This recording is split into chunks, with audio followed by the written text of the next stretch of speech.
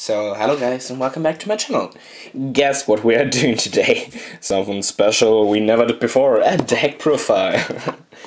This time, of a deck I recently picked up and began instantly to love. It's the Dragon Lords, or Lords of the Dragons. It's a pretty fun deck, not that competitive, but it can compete against certain decks. Yeah, so we start off with the triple token we get with a structure deck.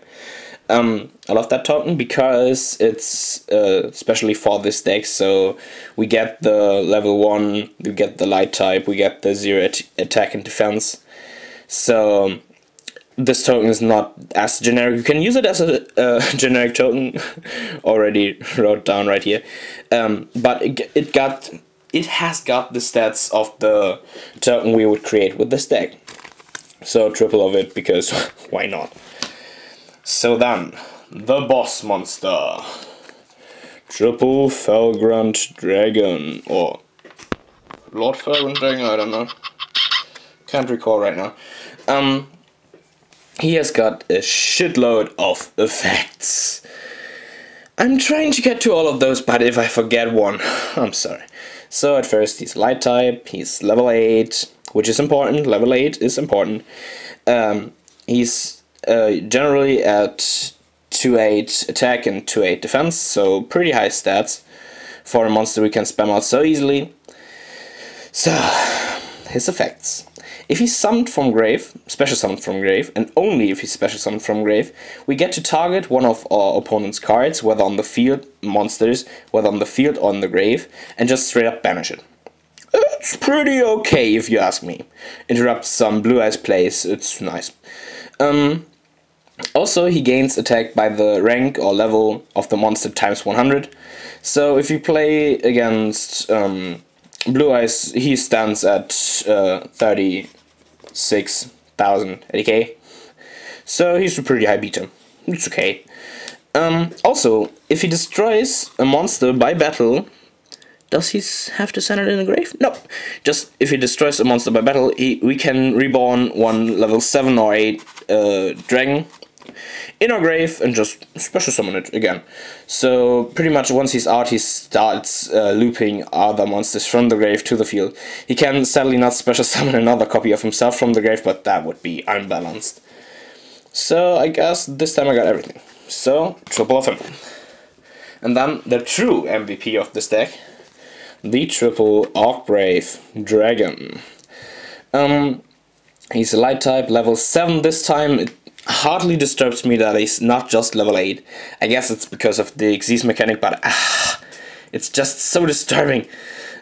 He stands at 2400 attack and 2000 defense, so his stats are lower, but if he's special summoned from the grave, he banishes all face-up spell and trap cards. So this card rips Pendulum pretty hard. Also, he gains attack times 200 the cards he banished, so usually he goes up to 2-8, 3000, so he's still a pretty good beater, especially against lower decks with smaller monsters like BA. He's great. Then, and that's the most important effect, if this card is sent to the graveyard during my turn or during his turn, in the next standby phase, we get to reborn a level 8 or 7 dragon type monster from our grave. Just like that. And that's pretty much his most important function. We throw a lot of monsters into the grave, throw him after them, and he just reborns them. So pretty much 3 times a duel. I'm really thinking about putting a pot of, I don't know how it's called, so we can shuffle him back into the deck, but I'm not quite sure yet. Yeah, so he just reborns all monsters, and if he's special summoned, he also banishes stuff. So he's pretty good. Most of the time we use him instead of the 1000 support cards we get for reborning him. So, and then we got the only useful support level 4, I think we got 3 of them, and he's the only one kinda useful. He's our best top deck we could ever possibly get in a sticky situation. He's light again, so he could be stopped with light impersonating mirror. This whole deck gets ripped by that, by the way, if you want to side against this. When he's normal or special summoned, and that's great. Also when he's special summoned, so we can just call off the Hunter him and trigger his effect. We can attach one dragon type monster from our deck or hand. We usually use our deck because he searches it to him. Whilst he's got the equip card on him, so the dragon we searched from the deck, he's unaffected by monster effects. We don't care about this effect. That he's unaffected. We don't want him on the field to be anyway. But we can we can tribute him and another monster we control to reborn a dragon from our grave. A level 7 or 8 dragon as usual.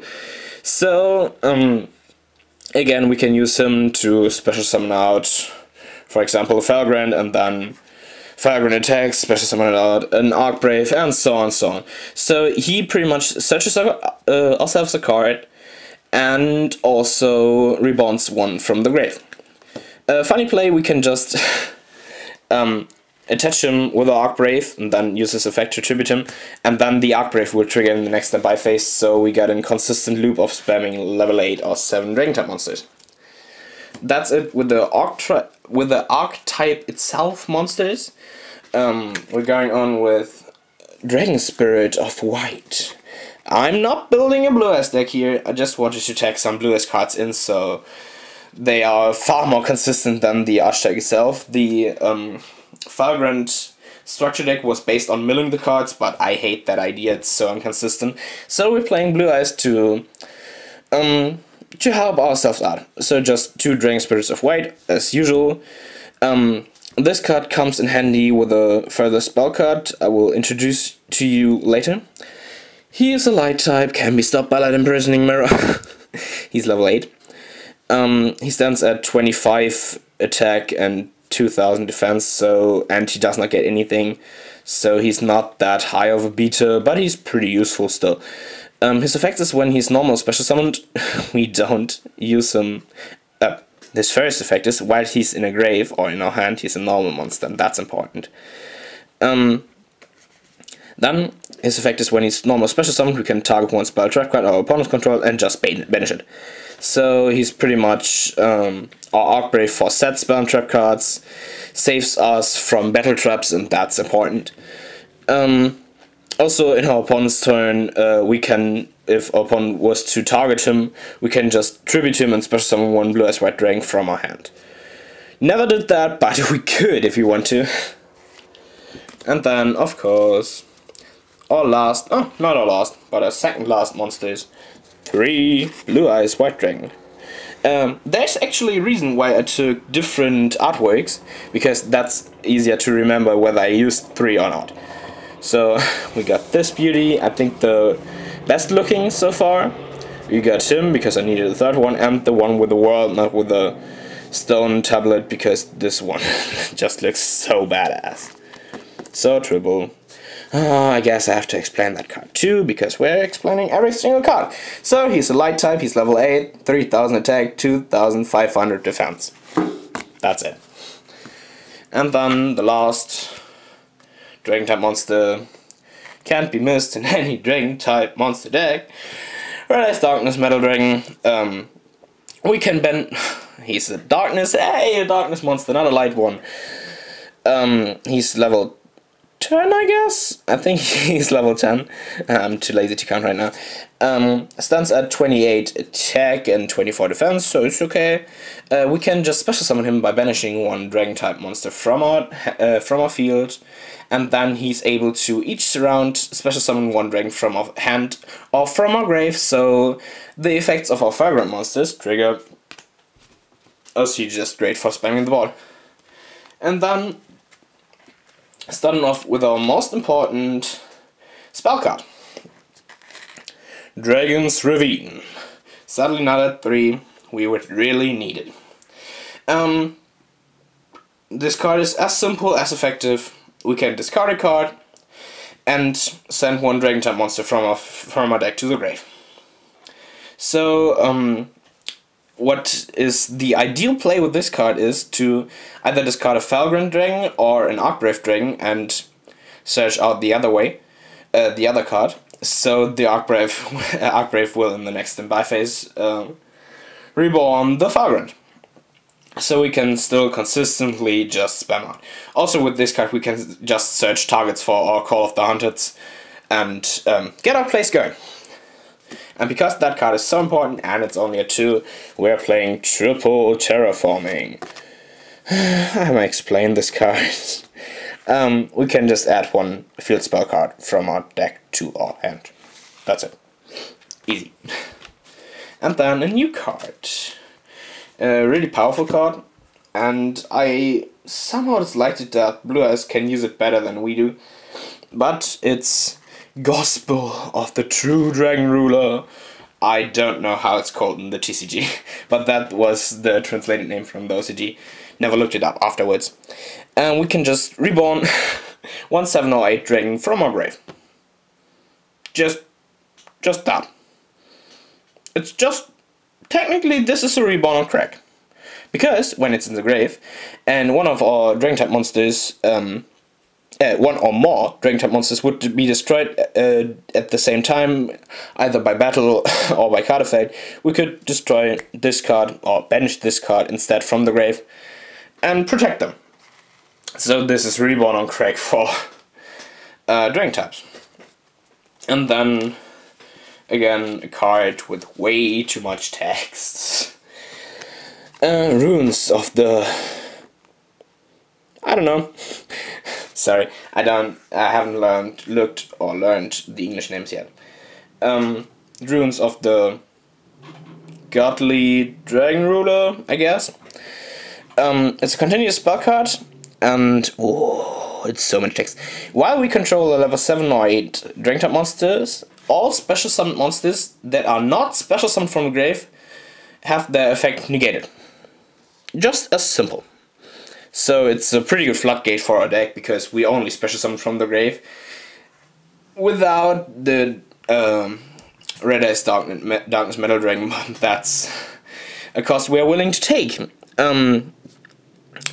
Also, when this card is in our grave, we can just discard a card and add it back to our hand. So pretty much if we discard this card for a Twin Twister or so, we can just get it back and also get an Archbrave into the grave from our hand, which sticks around. And not mentioned is most important effect yet. We can destroy one other card we control. Does it have to be a monster? Nope, just one other face-up card we control, and special summon a token. This token can be used with our little... where is he? Paladin of FELGRAND. And create a monster from the grave. So pretty much our play is, or standard play is, if we can get these two cards, we use this effect, get the equip spell, pop the equip spell with the runes, and then use FELGRAND's effect, use the token. Is it even in the picture? Yeah. Use the token and FELGRAND to get back the equip card we just searched. So pretty much out of 2 cards we can reborn any monster we want from our deck. That's pretty okay. And also we get the floodgate effect. So this card is just great for the deck, and it adds some consistency. It's great. And now another card on crack, the Foolish Burial on crack. So this card allows us to send a level, I don't know, just a dragon type, from our deck to the grave. And if that monster in the grave is a normal monster, let me repeat it, if that monster in my grave is a normal monster. So we don't necessarily need to use the Blue Eyes. We can also use the Dragon Spirit of White, because in our grave it's a normal monster. That's just great. And then we can send another dragon from our grave. We can only use one of them per turn, but let's be honest, we can't search this card, so we won't be having too much around anyways. So this card just searches out pretty much every card we need and sends us where we need it in the grave. So it just completely outclasses the Foolish Barrier for this deck. It just sends whatever we need. or if we don't need anything, just want to deck thin, we can just set 2 blue eyes. Speaking of speed and consistency, 3 trade-ins? Yeah, trade-ins. We just discarded level 8. And that's why I hate the Arcbrave Dragon. He's a level 7 for no reason. And draw 2 cards. So he's usable with any Dragon type monster from our deck, but the Arcbrave and the Red Eyes Darkness Metal Dragon. Still a pretty amazing card we get to send sticking around cards in our hand, because every monster in our hand is pretty much a monster too much in our hand. So sending them to grave where we need it and draw 2 cards is amazing.